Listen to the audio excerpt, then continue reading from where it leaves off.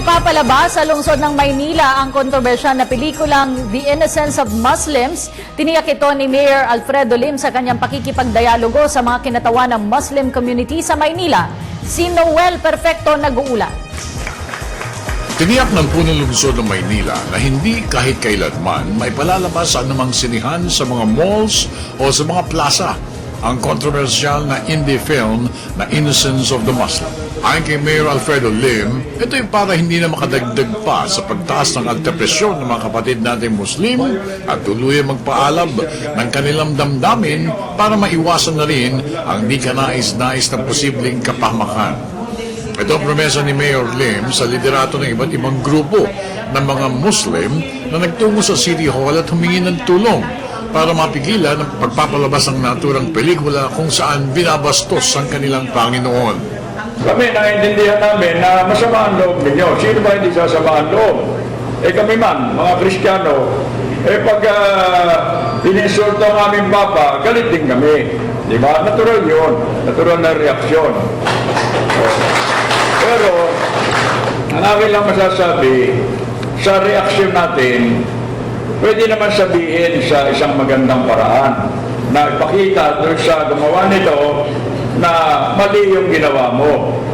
Sa panig naman ng mga kapatid nating Muslim, todo pasalamat ang mga ito sa ipinakitang pagsuporta ng alkalde, lalo na pagdating sa kapakanan ng mga ito at ang pagtiyak ni Lim sa kayusan at katahimikan sa Muslim area. Kami naman ay ang nasa isip namin ay manatili ang kapayapaan at kakahiligan. Ngunit ang pakita pinagdaro siya sa pinagdaro upang maapekto ang araw sa araw sa kita ng pagkakitaw. Apal naman ito sa dharma tingtiba sa mga manos. At nangatasan ni Lim si MPD Chief Alex Gutierrez na dakpin, hulihin at kasuhan ang lahat ng mga susuway sa kanyang kautusan na huwag ipalabas ang naturang pelikula at kung kinakailangan ipasara ang mga establisamento na magpapalabas nito. Lalong lumakas ang palakpakan ng mga kapatid nating Muslim.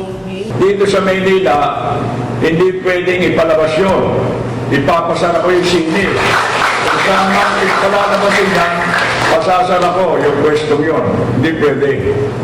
Dahil lahat ng nakapipirhisyo, nakasasama, kahit na kaninong tao, dapat wag natin payagan.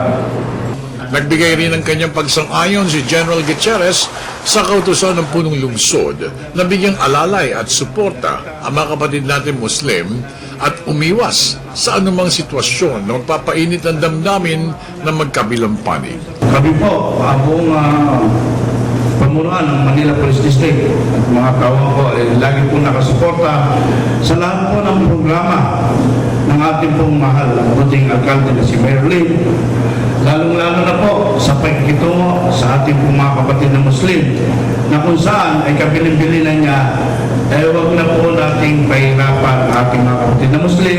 Para sa Telebisyon ng Bayan, ako naman si Noel Perfecto.